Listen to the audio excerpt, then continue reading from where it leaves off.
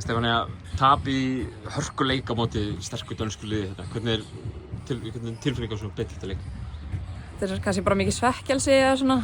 Ég hafði svo ógeðslega mikil trú á þeim og þær líka og við stendum á gullinu, þannig að það smá sárt núna að það hafi ekki tekist en það bara næsta markmið sem tekur við.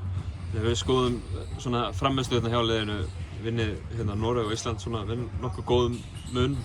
Þessi töp á móti Svíþjóð og svo á móti Danmörku núna, þetta hörkuleikir. Já, algjörlega. Við erum að gera vel í því að vera að missa liði ekki of langt fram hjá okkur og erum að ná að vera í leikjum sem virkilega gott. Það vantar bara upp á að geta klárað þessa jöfnuleiki.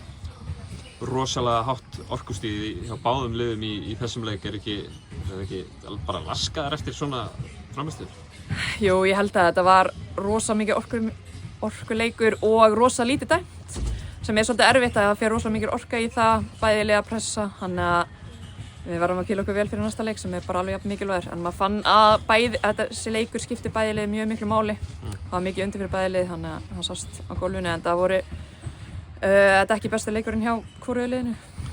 Nú ert þú sem aðstoðarþjálfari hjá þessu liði, þú varst nú einu sinni í þessu liði hérna bara í þessum sömu sölum hérna. Já. Hvað kemur þú með að borðinu sem að kannski gaurarnir í þjálfarateyminu hérna, bara get ekki séð fyrir? Ég fæ náttúrulega líka, bæði að ég svona kvenhliðin, þannig að ég svolítið meira að sjá kannski andlegu hliðina hjá þeim, þannig ég að passa upp á það og svo einmitt bara reyna að koma með reynsluna sem leikmaður. Ég skil hvernig líður, ég skil að það sé stressaður, þannig ég að reyna það sem ég get að hjálpa þeim með það.